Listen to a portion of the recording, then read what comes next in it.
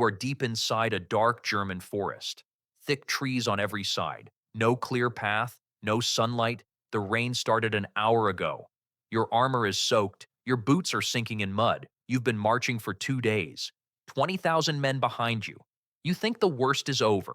Then the forest goes quiet. Not the kind of quiet you enjoy. The kind where birds stop mid-song. The kind where every instinct in your body screams, something is wrong. Then the arrows start falling from everywhere, from nowhere. You can't see them, you can't run, and you just realized you walked straight into a trap. This is the Battle of Teutoburg Forest, not Rome's greatest victory, Rome's greatest catastrophe. The day a German chieftain did what Hannibal couldn't, what Carthage couldn't, what no enemy had managed in 200 years. He broke Rome. And the Emperor Augustus, the most powerful man on earth, locked himself in a room and screamed at the walls for days. Here's where it gets insane. The man who destroyed those legions, Rome trained him. His name was Arminius, a German chieftain, but one who had spent years inside the Roman military. He had fought for Rome. He had earned Roman citizenship. He wore Roman armor. He knew every Roman tactic, every formation, every weakness, and he used all of it against them. The Roman commander was Publius Quinctilius Varus, a politician, a bureaucrat. He trusted Arminius completely. Why wouldn't he? Arminius had fought beside him, drank with him, advised him. There was even a warning. Another German chieftain, Segestes, rode to Varus days before and said, "Arminius is planning a betrayal. Arrest him now." Varus laughed. He accused Segestes of jealousy, dismissed the warning, and kept marching. Arminius, meanwhile, was quietly gathering 17 German tribes, men who knew this forest like the veins in their own hands, men who had one goal, one shared rage: drive Rome out, forever. Picture the column: 20,000 soldiers, horses, wagons, camp followers, slaves, merchants, 3 full legions, the 17th, 18th, and 19th, the best trained force Rome had in the north, marching through the Teutoburg Pass. The pass is narrow, barely wide enough for the column to march 4 men side by side. On the left, a steep hill rising 40, 50 meters up. On the right, a swamp, cold water, mud that pulls at boots like hands from below. The Germans knew this. They had chosen this pass on purpose. They spent months building barriers along the ridge, long walls of logs and packed earth hidden by brush and fog. Varus gave the order to march, and the column stretched out, longer and longer. 20,000 men in a single file snake through the trees. In Roman open field battle, this force was unstoppable. But this wasn't an open field. This was a corridor, and a corridor has walls. The rain that first day was relentless. Shields warped. Bowstrings went slack. Footing became treacherous. The column slowed, then slowed more. The back of the column was 6 kilometers behind the front. 6 kilometers. You couldn't even see the men beside you. And somewhere in the trees above, Arminius gave the signal. The javelins come first. Not from in front of you, from above you, from the ridge. Hundreds of them, thousands, arcing down through the tree canopy like dark rain you never saw coming. Men fall. Men scream. The man directly behind you takes one through the gap in his armor at the shoulder. He goes down. The column behind him slams into him. Chaos ripples backward like a wave. You're trained for this. You know what to do. Form up. Shield wall. Testudo. But there's no room. The trees are too close. The swamp is on your right. The hill is on your left. You literally cannot form the formations you drilled 10,000 times. All that training, all those years. And the battlefield won't let you use any of it. Then the Germans come down the hill, not marching, not in formation, in a roaring, screaming wave of fur and iron and rage. Roman soldiers fought in silence, disciplined, geometric, lethal. Germanic warriors fought like fire, uncontained, individual, ferocious. In an open field, Roman discipline crushes Germanic rage every single time. But in a dark forest, in mud, in rain, with no room to form up, that roaring wave of rage is exactly what you don't want coming at you. The front of the column fights, the middle panics, the back doesn't even know what's happening yet. By nightfall on day 1, Rome has lost thousands of men.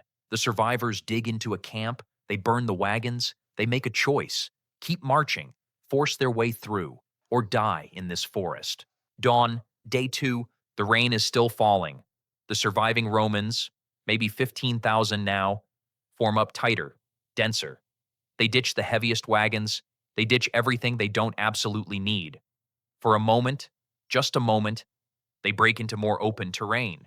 They can breathe. They can form up. And then the forest closes around them again. Arminius isn't chasing them blindly. He's running through the trees, faster than the column, because he knows where every path leads. He knows every ridge, every valley, every bottleneck. He's always ahead of them. Every time the Romans think they've pushed through, there's another barrier, another line of warriors on another ridge. The Germans pick the ground. The Romans have no choice but to walk into it. By midday on day 2, the Roman cavalry breaks. They see a gap in the German line and they take it. They ride hard and they don't look back. They get out. Some of them. The infantry watches the horses disappear into the trees. And they understand what that means. No one is coming to rescue them, no reinforcements, no messengers, no relief column. They are completely, totally alone inside this forest. 12,000 men, surrounded on every side, with no way out they haven't already tried. Day 3, dawn. The storm has gotten worse, wind now too. The trees are bending overhead. The forest itself seems to be screaming at them. The Romans make a decision. They're going to charge, hard, fast. One last push through the German lines. Some of them might get out. Some is better than none. And here is the most heartbreaking part of the whole battle. A small group actually breaks through. They run. They keep running. Days later, a handful of exhausted, half-mad soldiers stagger into Roman garrisons on the Rhine, and they tell the story, the whole terrible story of what happened in the forest. But the vast majority, 10,000, 12,000 men, don't make it out. Some die fighting, standing back to back in the mud, selling every last second. Some are captured. And for those men, the Germans have something special prepared. Ritual sacrifice, their skulls nailed to the sacred trees, their bones left scattered in the forest for decades. Varus himself, the general who ignored every warning, who led 20,000 men into a forest trap, falls on his own sword. He doesn't let the Germans take him. Whether that's cowardice or pride, historians still argue it. Either way, he's dead. His legions are gone, and the forest is quiet again. 3 Roman eagle standards, the most sacred objects in the entire Roman military, symbols of the legion's very soul, are captured, displayed as trophies. 3 eagles, gone. The 17th, the 18th, the 19th. Rome never used those numbers again. Those legions were erased from history. The news reaches Rome, and Rome does something it almost never does. Rome panics. Augustus immediately orders emergency walls built around the city. He believes the Germans are coming. He believes the empire itself is about to be invaded. They weren't coming. Arminius had no intention of marching on Rome. He just wanted them out of Germany. And he got exactly that. Rome sent revenge expeditions under a brilliant general named Germanicus. They crossed the Rhine. They burned German villages. They found the battlefield 6 years later and buried what was left of the dead. The bones, the broken weapons, the remnants of the eagles. They even recovered 2 of the 3 eagles eventually, but the damage was permanent. Before Teutoburg, Rome expected to conquer everything up to the Elbe River. Germany would become a Roman province, just like Gaul, just like Britain, just like everywhere else Rome decided to go. After Teutoburg, Rome stopped at the Rhine, permanently. The Rhine became the edge of the empire, and it stayed there for 400 years. One battle, 3 days in a forest, 20,000 dead, and the entire trajectory of Western history shifted. The German tribes never became Roman. German language, culture, identity, all of it survived because Arminius stopped Rome in a forest. If Rome had conquered Germany, would there ever have been a Germany at all? Would English have Germanic roots? Would the Protestant Reformation happen? Would 2 world wars happen? Would Europe look anything like it looks today? All of that from one ambush in the rain. Here's what gets me every time I think about Teutoburg. The Romans who died in that forest were extraordinary people. Physically, mentally, by every measure of the ancient world, they were elite. 20 years of training, iron discipline, the best military system humanity had ever built. And they still lost. Completely, catastrophically, because Varus made one mistake that couldn't be trained away, couldn't be fixed by discipline or formation or tactics. He trusted someone he shouldn't have. He ignored the warning he was given. He chose comfort over truth. And 20,000 people paid for that single decision. Skill doesn't protect you from arrogance. Training doesn't protect you from blind trust. Discipline doesn't protect you from ignoring what's right in front of you. Arminius didn't win because he was braver or stronger or more disciplined. He won because he understood something Rome had forgotten.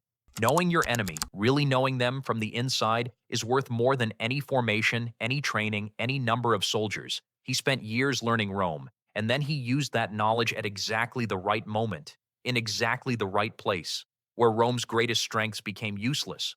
Augustus would spend the rest of his life haunted by it. He slept badly. He sometimes refused to bathe for weeks after the news.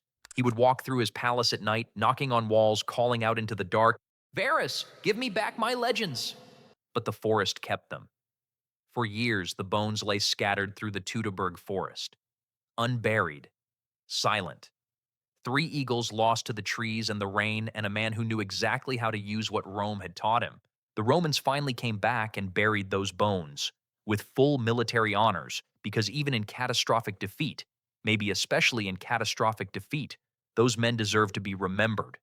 They didn't die because they were weak. They died because their leader failed them. And that, in the ancient world and in ours, is still the most devastating kind of failure there is. The legions of the 17th, 18th, and 19th were never reformed, never reused, never given to new soldiers. Rome simply retired those numbers, let them die with the men who carried them. That's how you know Rome understood what happened there. Not just a defeat, an erasure, a wound the empire decided it could never properly cover over. The forest kept the legions. Rome kept the scar. 20,000 men went into Teutoburg Forest. A few hundred came out. The rest are still there, in the soil, in the roots of those German trees, in the exact spot where one man's betrayal and another man's arrogance rewrote the map of Europe forever. That's not just ancient history. That's a warning. Listen to the warnings. Know who you trust. Know the ground you're walking on. Because the forest doesn't care about your training. Drop a comment. What moment hit you hardest? And subscribe. We're going deeper into Rome's darkest hours.